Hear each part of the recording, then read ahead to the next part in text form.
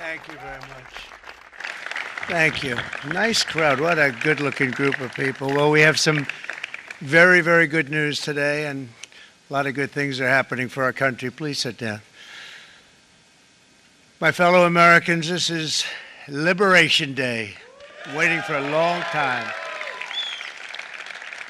April 2nd, 2025 will forever be remembered as the day American industry was reborn, the day America's destiny was reclaimed, and the day that we began to make America wealthy again. We're going to make it wealthy, good and wealthy. For decades, our country has been looted, pillaged, raped, and plundered by nations near and far, both friend and foe alike. American steel workers, auto workers, farmers, and skilled craftsmen, we have a lot of them here with us today. They really suffered gravely. They watched in anguish as foreign leaders have stolen our jobs, foreign cheaters have ransacked our factories, and foreign scavengers have torn apart our once beautiful American dream. We had an American dream that you don't hear so much about. You did 4 years ago, and you are now, but you don't too often, and for many years and decades even, you didn't hear too much about. Our country and its taxpayers have been ripped off for more than 50 years, but it is not going to happen anymore. It's not going to happen. In a few moments, I will sign a historic executive order instituting reciprocal tariffs on countries throughout the world. Reciprocal, that means they do it to us and we do it to them. Very simple, can't get any simpler than that. This is one of the most important days, in my opinion, in American history. It's our declaration of economic independence. For years, hardworking American citizens were forced to sit on the sidelines as other nations got rich and powerful, much of it at our expense. But now it's our turn to prosper, and in so doing, use trillions and trillions of dollars to reduce our taxes and pay down our national debt, and it'll all happen very quickly. With today's action, we are finally going to be able to make America great again, greater than ever before.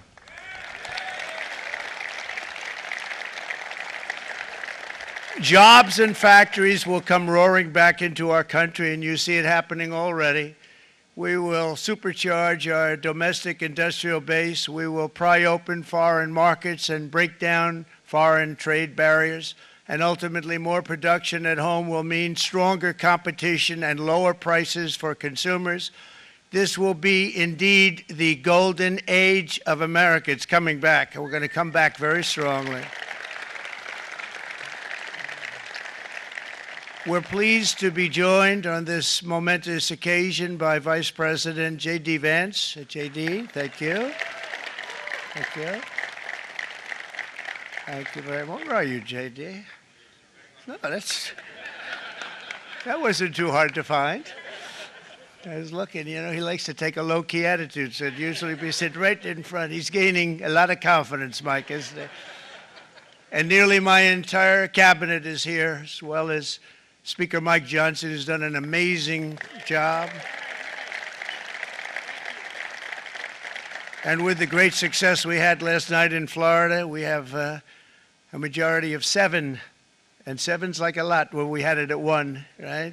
You've done a fantastic job. And many of the members of the House and Senate are with us. Senators, Congressmen, thank you all for being with us. We appreciate it. For decades, the United States slashed our trade barriers on other countries, while those nations placed massive tariffs on our products and created outrageous non-monetary barriers to decimate our industries. And in many cases, the non-monetary barriers were worse than the monetary ones. They manipulated their currencies, subsidized their exports, stole our intellectual property, imposed exorbitant VAT taxes to disadvantage our products, adopted unfair rules and technical standards, and created filthy pollution havens. They were absolutely filthy, but they always came to us and they said, we're violating, we should pay for it. It's all detailed in a very big report by the U.S. Trade Representative on Foreign Trade Barriers, and I'll just hold it up for you. It's available, and you don't have to pay too much. As I understand it, you'll pay nothing. It's a lot of work for something, actually, because it's a special book. It's frankly, it's very upsetting when you read it, when you see what people have been doing to us for 30 years. This all happened with no response from the United States of America, none whatsoever. But those days are over. Let me offer just a few examples of the vicious attacks our workers have faced for so many years. The United States charges other countries only a 2.4 tariff on motorcycles. Meanwhile, Thailand and others are charging much higher prices, like 60%. India charges 70%. Vietnam charges 75%, and others are even higher than that. Likewise, until today, the United States has for decades charged a 2.5 tariff. Think of that, 2.5% on foreign-made automobiles. The European Union charges us more than 10% tariffs, and they have 20% VATs, much, much higher. India charges 70%, and perhaps worst of all are the non-monetary restrictions imposed by South Korea, Japan, and very many other nations. As a result of these colossal trade barriers, 81% of the cars in South Korea are made in South Korea. 94% of the cars in Japan are made in Japan. Toyota sells 1 million foreign-made automobiles into the United States, and General Motors sells almost none. Ford sells very little. None of our companies are allowed to go into other countries. And I say that, friend and foe, and in many cases, the friend is worse than the foe in terms of trade. But such horrendous imbalances have devastated our industrial base and put our national security at risk. I don't blame these other countries at all for this calamity. I blame former presidents and past leaders who weren't doing their job. They let it happen, and they let it happen to an extent that nobody can even believe. That's why, effective at midnight, we will impose a 25% tariff on all foreign-made automobiles.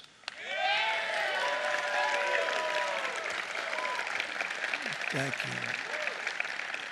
Brian, I'd like to have you come up here for a second, okay? I just see him sitting. He's been a fan of ours, and he understands this business a lot better than the economists, a lot better than anybody. Brian, say a few words, please, would you? Thank you, Mr. Thank you. President. It's a great honor to have you. Thanks. Thank you, Mr. President.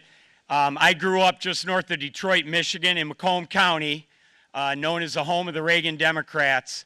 My first vote for president was for Ronald Reagan. I thought that was going to be the best president I ever saw in my lifetime until Donald J. Trump came along. I have watched my entire life, I have watched plant after plant after plant in Detroit and in the metro Detroit area close. There are now plants sitting idle. There are now plants that are underutilized, and Donald Trump's policies are going to bring product back into those underutilized plants. There's going to be new investment. There's going to be new plants built. And the UAW members, and I brought 20 of them with me, they're sitting right over here. We support Donald Trump's policies on tariffs 100%. So, Mr. President, we can't thank you enough. And in 6 months or a year, we're going to begin to see the benefits. I can't wait to see what's happening 3 or 4 years down the road. Thank you, Mr. President. Thank you. What a great guy. He got it right from the beginning. He got it before almost anybody else. This group over there, they got it too. And, you know, we won the state of Michigan. We won almost all of them. But we won Michigan by a lot, and I want to just thank you all. The auto workers were fantastic. The Teamsters were fantastic. Everyone was pretty good, I will tell you. Thank you very much. I appreciate it. You're going to be very happy very soon, and you probably see what's happening with all of the, not only car companies, but car companies in particular. You see it with all of the ones they're moving, they're announcing day in, day out. You're seeing it. Nobody's ever seen anything like that. With today's actions, we're also standing up for our great farmers and ranchers who are brutalized by nations all over the world. Brutalized. Canada, by the way, imposes a 250 to 300% tariff on many of our dairy products. They do the first can of milk. They do the first little carton of milk at a very low price, but after that it gets bad, and then it gets up to 275, 300%. So when they're figuring what's Canada charging, they say, oh, about 2%, 3%. But take a look at what happens down the road. When you look a little bit, it's not a pretty picture, and we don't like it, and it's not fair. It's not fair to our farmers. It's not fair to our country.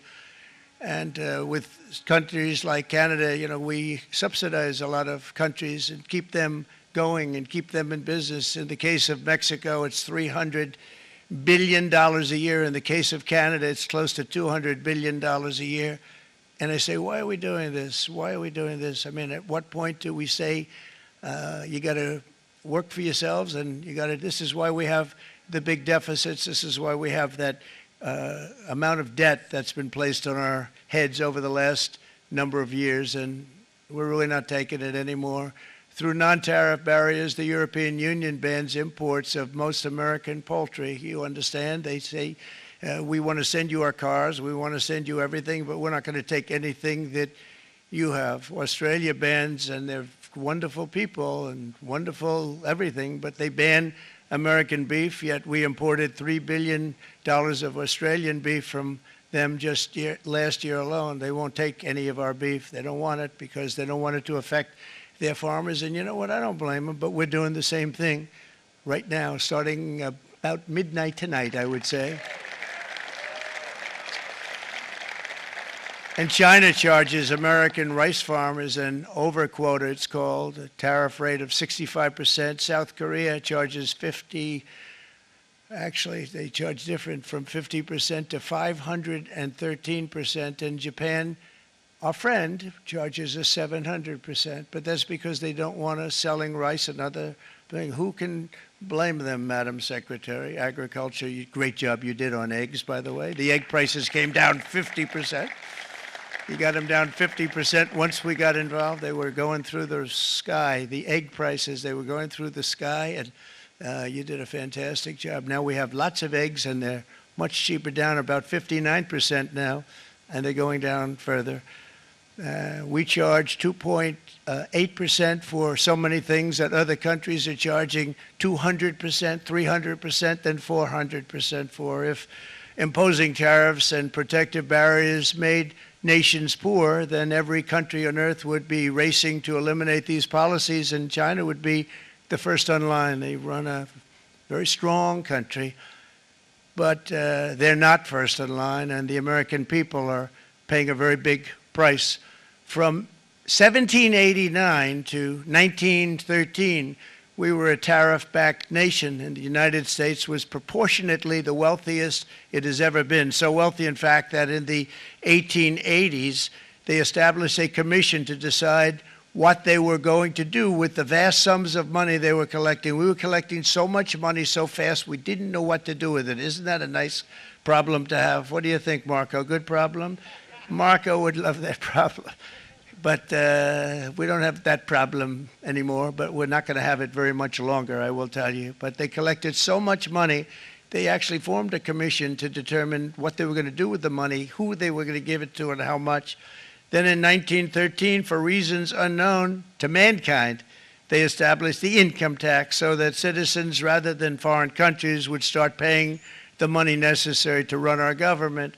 Then in 1929, it all came to a very abrupt end with the Great Depression, and it would have never happened if they had stayed with the tariff policy. It would have been a much different story. They tried to bring back tariffs to save our country, but it was gone. It was gone. It was too late. Nothing could have been done. It took years and years to get out of that depression, far longer than even FDR had that office right over there for a long period of time. The ramp system, that's rather intricate, was built because of him, and every time you walk up, you think of him, and he did a great job in many ways, but it lasted long beyond his terms, as you know. But it's not too late any longer, and we're going to start being smart, and we're going to start being very wealthy again. We're going to be wealthy as a country because they've taken so much of our wealth away from us. We're not going to let that happen. We truly can be very wealthy. We can be so much wealthier than any country. It's not even believable. But we're getting smart. Nearly a century later, in the face of unrelenting economic warfare, the United States can no longer continue with a policy of unilateral economic surrender. We cannot pay the deficits of Canada, Mexico, and so many other countries. We used to do it. We can't do it anymore. We take care of countries all over the world. We pay for their military. We pay for everything they have to pay. And then when you want to cut back a little bit, they get upset that you're not taking care of them any longer. But we have to take care of our people, and we're going to take care of our people first. And I'm sorry to say that.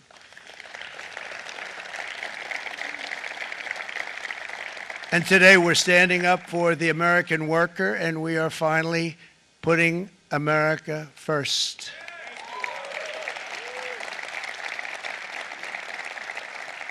In Sleepy Joe Biden's last year in office, the United States hemorrhaged 100,000 manufacturing jobs, and the number was going through the roof at levels never seen before. And our trade deficit reached a record $1.2 trillion, which is unheard of. Since the beginning of NAFTA, the worst trade deal ever made, it was a horror show. I was able to terminate it. They all said you'd never be able to get it out. We had to get approval from Congress to get it terminated. We had to live with that deal. It was the worst deal, worst trade deal ever made by far.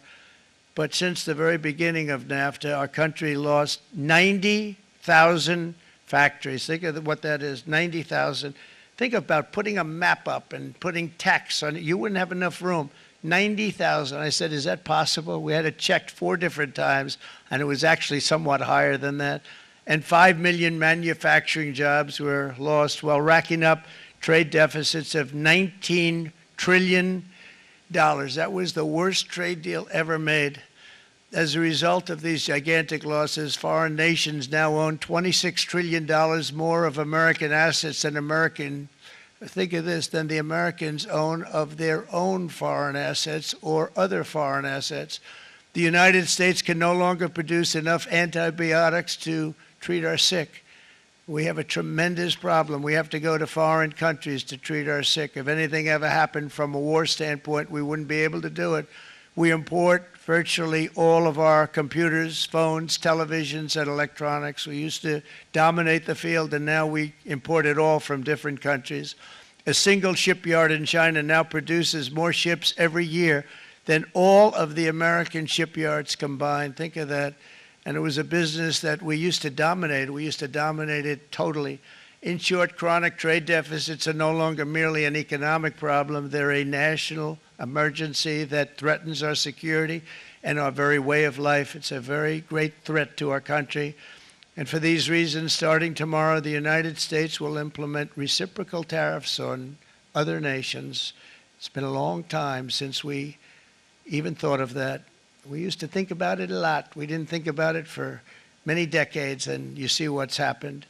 For nations that treat us badly, we will calculate the combined rate of all their tariffs, non-monetary barriers, and other forms of cheating. And because we are being very kind, we're kind people, very kind. You're not so kind when you got ripped off with your salaries. My auto worker friends and my Teamster friends and all of the unions that typically voted Democrat, they're not voting Democrat anymore because worker, whether union or non-worker, they're for the Republicans now. That's what happened.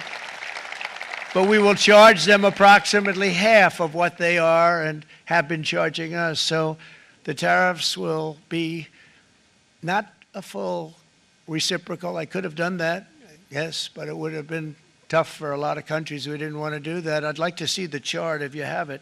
Could you bring it up, Howard? This is our great Secretary of Commerce, Howard Lutnick. Thanks, Howard. So if you look at that, China, first row, China, 67%. That's tariffs charged to the USA, including currency manipulation and trade barriers. So 67%, I think you can, for the most part, see it. Those with good eyes, with bad eyes. We didn't want to bring, it's very windy out here. We didn't want to bring out the big charts because it had no chance of standing. Fortunately, we came armed with a little smaller chart. So it's 67%, so we're going to be charging a discounted reciprocal tariff of 34%. I think In other words, they charge us, we charge them less. So how can anybody be upset? They will be, because we never charge anybody anything, but now we're going to charge. European Union, they're very tough, very, very tough traders. You know, you think of European Union, very friendly. They rip us off. It's so sad to see. It's so pathetic. 39%, we're going to charge them 20%, so we're charging them essentially half. Vietnam, great negotiators, great people. They like me, I like them. The problem is they charge us 90%. We're going to charge them 46% tariff. Taiwan, where they took all of our computer chips and semiconductors. We used to be the king, right? We were everything. We had all of it. Now we have almost none of it, except the biggest company is coming in. We're going to end up with almost 40%. Lee Zeldin's working to get their approvals. And it's an amazing company. Mr. Wei, of one of the great companies of the world, actually. They're coming in from Taiwan, and they're going to build one of the biggest plants in the world, maybe the biggest for that. But 64%, we're going to charge them 32%. Japan, very, very tough, great people. And again, I don't blame the people for doing it. I think they're very smart in doing it. I blame the people that sat right in that Oval Office, right over there, right behind the Resolute desk or whichever desk they chose. Japan, 46%. They would charge us 46%, and much higher for certain items like cars, you know, little items like cars. 46%, we're charging them 24%. India, very, very tough, very, very tough. The Prime Minister just left, and he's a great friend of mine, but I said, you're a friend of mine, but you're not treating us right. They charge us 52%. You have to understand, we charge them almost nothing for years and years and decades, and it was only 7 years ago when I came in, we started with China and charged them. We took in hundreds of billions of dollars from China in tariffs, and they understood, honestly. President Xi understood. He said, look, I understand, and the other countries, and they all understand. We're going to have to go through a little tough love, maybe, but they all understand. They're ripping us off, and they understood it. Prime Minister of Japan, Shinzo Abe. He was a fantastic man. He was unfortunately taken from us, assassination. But I went to him and I said, Shinzo, we have to do something. A trade is not fair. And he said, I know that, I know that. And he was a great gentleman. He was a fantastic man, but he understood immediately what I was talking about. I said, Shinzo, we have to do something. He said, I know that. And we worked out a deal, and it would have been a much better deal, but frankly, there were many years left on the deal that was made previous to my getting there, but it was something. If you look at Switzerland, 61% to 31%. Indonesia, Malaysia, Cambodia. Oh, look at Cambodia, 97%. We're going to bring it down to 49. They made a fortune with the United States of America. United Kingdom, 10%, and we'll go 10%. So we'll do the same thing. South Africa, 60%, 30%, and they've got some bad things going on in South Africa. You know, we're paying them billions of dollars, and we cut the funding because a lot of bad things are happening in South Africa. The fake news ought to be looking at it. They don't want to report it.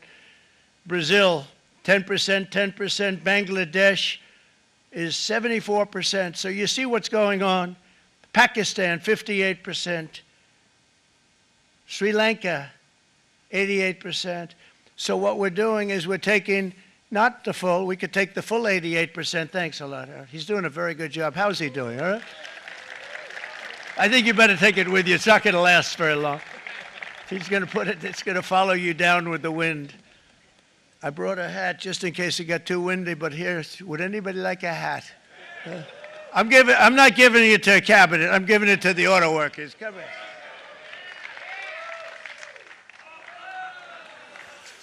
Thank you, fellas. Get it. That's it. That's it. They deserve it more than our cabinet. Our cabinet has plenty of hats. But you see the numbers. The numbers are so disproportionate. They're so unfair. At the same time, we will establish a minimum baseline tariff of 10%. You notice that on the chart. And that'll be on other countries to help rebuild our economy and to prevent cheating. So we're going to have a minimum of cheating, and we're going to be very severe on the people that at the gate that watch the tariffs and watch the product coming in, because there's been a lot of bad things happening at the gate because the money is so enormous that you're talking about. There's never been probably anything like it in terms of the enormity, and there are a lot of bad things happen at the people that do the check-in, and they're looking at 10-year jail sentences if they do play. We're going to treat them so good, but if they cheat, the repercussions are going to be extremely strong. Foreign nations will finally be asked to pay for the privilege of access to our market, the biggest market in the world. We're right now the biggest market in the world. We had a great country 4 years ago in terms of the economics. We were doubling up on China. We were doing so well. Nobody was going to catch us, but so much of it slipped away over the last 4 years under Biden. I campaigned on this policy throughout last year, and today that promise was made, and it was also a promise, as you know, that was kept. Promises made, promises kept. To any company that objects to our common sense reciprocal tariffs, again, reciprocal, back and forth, back and forth. And I call this kind reciprocal. This is not full reciprocal. This is kind reciprocal. But what we do is we cut it in half. We charge them. My answer is very simple if they complain. If you want your tariff rate to be zero, then you build your product right here in America, because there is no tariff if you build your plant, your product in America. And we've seen companies coming in like we've never seen before. Likewise to all of the foreign presidents, prime ministers, kings, queens, ambassadors, and everyone else who will soon be calling to ask for exemptions from these tariffs. I say, terminate your own tariffs, drop your barriers, don't manipulate your currencies. They manipulate their currencies like nobody can even believe, which is a bad, bad thing and very devastating to us, and start buying tens of billions of dollars of American goods. Tariffs give our country protection against those that would do us economic harm, and many people were looking to do us economic harm. Maybe not so obviously, but they were doing tremendous economic harm. But even more importantly, they will give us growth. These tariffs are going to give us growth like you haven't seen before, and it'll be something very special to watch. I am so looking forward, and Brian, it's going to happen even faster than you said. You know, you might say, but it's already started. It's already started. Work's already begun on plants all around the country, and you see that as before. These are big, rich companies. We have $61 billion started on a big plant going up. It's going to be announced over the next 2 days, and they already started work. Many of these the biggest companies in the world, they've committed to build, build, build. We're going to build, build, build, sir. And they came here to see me, and they wanted to know if they could have a press conference. I do as many as I can. I'm pretty busy trying to stop Russia and Ukraine and the Middle East. We got to stop that. We got to stop the Houthis, which we're making tremendous. They like shooting ships down and out of the water, sinking ships. They get a kick out of it, but they're not getting such a kick out of it now, are they, Mr. Secretary? They're not getting such a kick out of that now. But here are just a short list of some of the companies that have already announced and committed to investment. And this is a company that built its factories and its plants in China. Apple is going to spend $500 billion. They never spent money like that here. They're going to build their plants here. SoftBank, OpenAI, and Oracle, great companies, are investing $500 billion almost immediately.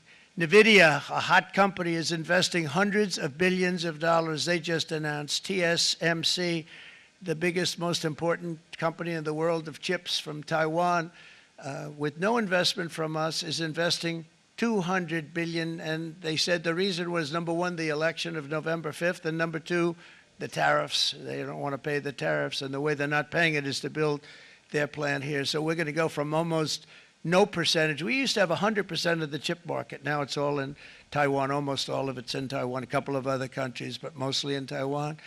And think of it, we had 100%. We lost it because of people in that office that didn't do their job. They allowed it to be stolen from us. Johnson & Johnson, great company, $55 billion. Eli Lilly, $27 billion. Meta is investing $500 billion. Wow. DeMac is investing $20 billion. CMA, CGM, $20 billion. And then you have Merck and Clarios, Stellantis, General Motors, GE Aerospace, Honda, Nissan, Hyundai are all putting in billions and billions of dollars, and they're committed 100%. So. And we've never had, and this is after 2.5 months. This is after just a short, this all took place as soon as we came out with what everybody wanted to do. You know, I watched a gentleman today on television. He used to work with Lee Iacocca, a very respected automobile person, and he said, you know, because they're asking people, they try and get as many negative people as they can, but they can't find them too much. It's pretty hard to find in terms of what we're doing, especially when they see all this investment. They said, so tell me, what do you think of what Trump is doing from the automobile standpoint? He said, I can't believe it. Somebody is finally, he's an older guy, real pro, really top guy, with Lee Iacocca. He said, I never thought I'd see the day when this would happen, where somebody had the courage to go and do what has to be done. This is transforming our nation. Our entire nation is going to be transformed, not only with the cars, but on every single other item that's built. We're going to become an industrial powerhouse. And he said that so beautifully today. In fact, I'm going to find out, I'm going to get a tape, and Bruce, I'm going to get that tape, and I'm going to send it to you out in Long Island, and you're going to play it for the people. And all your union workers and your non-union workers out there, you got a pretty even split. But we have, so far, it looks like we're going to have about $6 trillion of investments, and you wouldn't do that in years in this country over the last number of years. $6 trillion, and that's going to be much higher by the end of the year. And think of what $6 trillion is. You wouldn't have even a small percentage of that under this other system. We're going to be an entirely different country, and it's going to be fantastic for the workers. It's going to be fantastic for everyone. There will never have been a transformation of a country like the transformation that's already happening in the United States of America. It's an incredible thing to watch, and it's incredible to meet with the top people, people that you read about, very wealthy people, or people that are great managers and executives and presidents of big public companies, and to watch the enthusiasm they have now that they didn't have. They gave up on our country. They went to foreign countries and they built. Companies are pouring into our country at levels never seen before, with jobs and money to follow, and it's really beautiful. In the coming days, there will be complaints from the globalists and the outsourcers and special interests and the fake news. Always, the fake news will always complain. But never forget, every prediction our opponents made about trade for the last 30 years has been proven totally wrong. They were wrong about NAFTA. They were wrong about China. They were wrong about the Trans-Pacific Partnership, which would have been a disaster if I didn't terminate it. If I didn't terminate that, United Auto Workers, you would have had no jobs in this country. You would have had no jobs. It was all going to other countries. In my first term, they said tariffs would crash the economy. Instead, we built the greatest economy in the history of the world. And again, I have great respect for President Xi of China, great respect for China, but they were taking tremendous advantage of us, and I commend them for that. I say, hey, if you can get away with it, that's okay. But, you know, they understand exactly what's happening, and they probably, most of them are saying it's about time they did something, but, and they're going to fight, and they're going to fight fair. Everyone's going to fight. You know, it's like, I say to the leaders, look, you got to take care of your country, but we have to start taking care of our country now. We can't do what we've been doing for the last 50 years. From the day of my election, the stock market went up in my first term 88%, with NASDAQ going up 155%, more than any president has ever had in any term in office, by far. And I think we're going to blow that away. And maybe the numbers won't show, but I think they're going to show much better than even those numbers. But what you're going to see is you're going to see activity, that empty, dead sites, factories that are falling down, those factories will be knocked down, and they're going to have brand new factories built in their place. They're not only talking about renovating, they're talking about brand new, the best anywhere in the world, the biggest anywhere in the world. I have a friend who builds car plants, and I said, I want to see the biggest and the best. He said, well, we have to go to Mexico. I said, no, I want to see it in the United States. He said, we're not building them in there. This is a year and a half ago during the campaign. He said, we're not building it. You'd have to go to Mexico. When I was starting to decide to run, and I went to number one in the polls very rapidly, I want to say, like let's say in the first hour, and then shortly thereafter, it looked like I was going to win, and the fake news was saying, "Oh no, don't do this." What they don't know is if I didn't win, they would have really been in trouble, because nobody wants to read them anyway. But I tell you what, when it looked like I was going to win, I announced that I was going to be doing exactly what we're talking about today. Great consistency, actually, because I've been talking about it for 40 years, but because I saw what was happening 40 years ago. If you look at my old speeches when I was young, very handsome, my old speeches, and that people would say, I'd be on a television show, I'd be talking about how we were being ripped off by these countries. I mean, nothing changes very much. The only thing that changed were the countries, but nothing really changes. But it's why it's such an honor. It's such an honor to be finally able to do this. If you look at China, I took in hundreds of billions of dollars in my term, hundreds of billions. They never paid 10 cents to any other president, and yet they paid hundreds of billions, so much so that Biden couldn't do anything. They wanted to try and terminate it because he had a very special relationship with China. You know what the relationship was? He had a special relationship. But the numbers were so big, that they couldn't do it. So they did ease it up. They did things that they shouldn't have done. They made it a lot more comfortable for them, but they couldn't do it because the numbers were hundreds of billions of dollars, and I did that. And we were on our way to doing something like incredible. And then we had a very bad election happen, a very bad election. A lot of bad things happened. So when I said we got to do it again, I said we have to make it too big to rig. And we made it too big to rig, and we won in records, and it was a monumental win. And it was such an honor to see so many of you, like Brian and your friends, here with us to celebrate, and to more importantly celebrate what we're doing, because that wouldn't be a full celebration if we didn't do this, because this will be an entirely different country in a short period of time. It'll be something the whole world will be talking about it. The critics made the very tired predictions earlier this year, but in February, core inflation dropped to the lowest rate in 4 years, and the price of eggs, as you know, just in a month and a half, we were there for 4 weeks, and the first week I got blamed for eggs. I said, I just got here. They said eggs have gone up at like 250% and you can't get eggs, and they were going crazy, and I said, I just got here. And then we got to work on eggs, and we got to work on everything, and our great Secretary of Agriculture, you did a fantastic job, Brooke Rollins, she did a fantastic job. And as I said before, the price of eggs dropped now 59%, and they're going down more, and the availability is fantastic. They were saying that for Easter, please don't use eggs. Could you use plastic eggs? I said, we don't want to do that. We want to, and you really came through. It's an amazing job. Thank you very much, Brooke. You did great. But likewise, an old-fashioned term that we use, groceries. I used it in the campaign. It's such an old-fashioned term, but a beautiful term, groceries. It sort of says a bag with different things in it.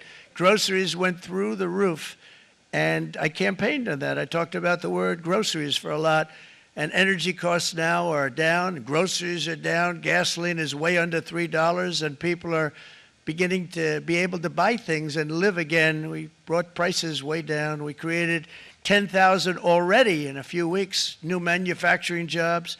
And it was that took place in 1 month, numbers that they haven't seen in a long time. We had virtually no inflation under my term. We had virtually no inflation for 4 years, but after transitioning over to Sleepy Joe, it went from almost non-existent to the highest in the history of our country. They had the highest inflation in the history of our country, brought up by energy and bad spending and bad policy, and a lot of bad things happened. How about allowing millions and millions and millions of people to pour into our country with open borders, where it's so sad to see even now. And I see our great secretary you have done. Stand up, please, Christy. Stand up. Christy Nome. And Tom Homan. These people are doing a great job, but gotten them out in records. We have problems with judges that don't want them to go out. They want Tren de Aragua, and they want MS-13, the most vicious gangs ever. Nobody's ever seen anything like it. Absolute killer gangs. They kill people. They don't even think about it. And we put them out, and we have judges now, radical left judges that they don't want them to go out. They want them to even be brought back. Let's bring them back. You've done a fantastic job, and please thank everybody. Homeland Security, thank everybody. Appreciate it. And we now have a border that's the best border that we've ever had, even better than it was my first term. My first term we did good, but this one we really specialized in. We've done really well.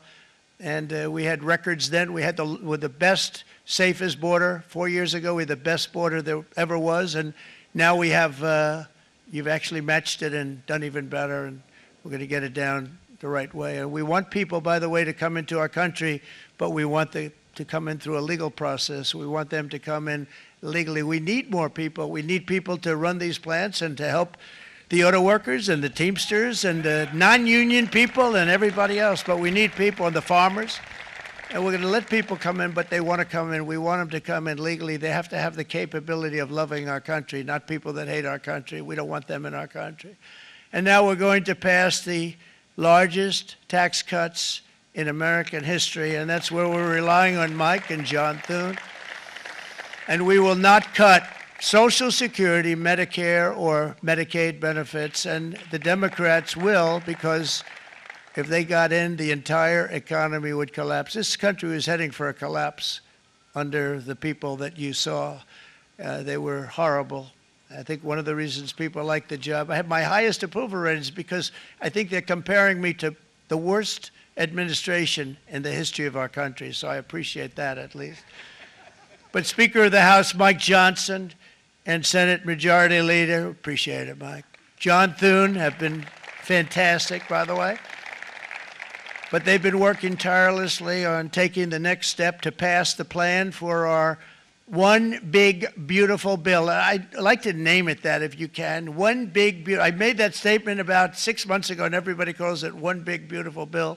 And it will be that. It'll have everything, the big tax cuts and every incentive there is. And it'll be fantastic. And by the way, for the cars, we're asking for an interest deduction on a loan. So if you build the car, only in America we do it, Brian. If the car's not built in America, you don't get the interest rate deduction.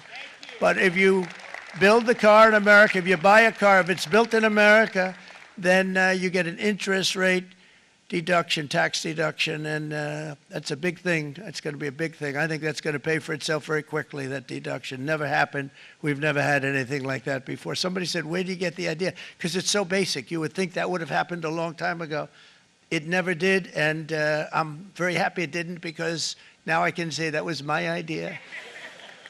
But we're going to get us closer to the debt extension. We have to get the debt extension passed, and I know you're going to be able to do that, Mike, and it's very important that you do that. And all of the other things that the Senate budget plan gives us, along with working, because I know they're working together, John and Mike, and the two bills are going very well together. We need to get our shared priorities done, including certain permanent tax cuts. We want the tax cuts to be permanent, spending cuts, energy and historic investments in defense, border, and so much more. We're covering everything. These will be phenomenal. There'll be no bill like this going to straighten. One bill is going to straighten out our country for many, many years to come. And we said, let's just do it and let's get it done. And some guys will love it and some guys will like it a little bit less because they're not getting what they were exactly looking for, but they're getting a lot. They'll never, if we get this done, it'll be the most incredible bill ever passed in the history of our Congress and Senate and congressmen, the senators and the congressmen, many of whom are here today, will be very proud of themselves. I really believe that. It's going to set us on a whole new prosperous path. We're going to cut spending and right-size the budget back to where it should be. We're going to do that very strongly. Thank you, Rick. Thank you. John, thank you. Oh, look at all of our senators over there. Oh, boy, that's a nice group of people. But I won't like them so much if they don't get this bill done. That's a great group, and Congressman, thank you very much. I appreciate it. Tremendous people. The Senate plan is my complete and total support, and the House plan likewise is very similar. They're moving along pretty much at the same clip, and as soon as you're ready, you'll show it to me, and I'm sure it'll have my support, Mike. Every Republican congressman and senator must unify. We have to unify. We can't be separated. We have to get it done. We have to get absolutely everything we can, and we have to take care of the American people. That's the only thing that matters. We have to take care of the American people first. We need to pass this bill immediately, get it done, including debt extension. From this day on, we're not going to let anyone tell us that American workers and families cannot have the future that they deserve. We're going to produce the cars and ships, chips, airplanes, minerals, and medicines that we need right here in America. The pharmaceutical companies are going to come roaring back. They're coming roaring back. They're all coming back to our country, because if they don't, they got a big tax to pay. And if they do, I'll be very happy, and you're going to be very happy, and you're going to be very safe. We're going to build our future with American hands, with American heart, American steel, and we're going to build it with American pride like we used to. We're approaching our 100th day as president, and have been given credit by a lot of people, actually, even some of the fake news. Can you believe it? Which in this case hopefully isn't fake, for having done more in that time than any other administration in the history of our country in the first 100 days. I think we've had an amazing, in terms of what we've done, what we've gotten accomplished. I'd like to see if we can get that war ended and another war from not starting in the Middle East. We have to get Russia. They're losing 2,000 on average, 2,500 people a day, young people, soldiers, Russian. Think of that. 2,500 through some days, but on average, probably over about a 1 week period, it's 2,712, they say. They're losing those soldiers. They're dying. They're being decimated. And they're not from our country, but they're from other countries. But they're human beings. They're from Russia. They're from Ukraine in this period, most of them. And we're going to get it stopped. It's a senseless war that would have never happened if I was president, and it shouldn't be allowed to go on. And I think we're being given good cooperation by Russia and by Ukraine, but we have to get it stopped. It's humanity. It's humanity. It's a terrible thing. This will be a very big moment. I think you're going to remember today. It's going to be a free nation that we're dealing with. We're going to have a very free and beautiful nation. It's going to be Liberation Day in America, and it's going to be a day that hopefully you're going to look back in years to come and you're going to say, you know, he was right. This has turned out to be one of the most important days in the history of our country. God bless you, and God bless America. Thank you, everybody. Thank you very much. Thank you. Thank you very much.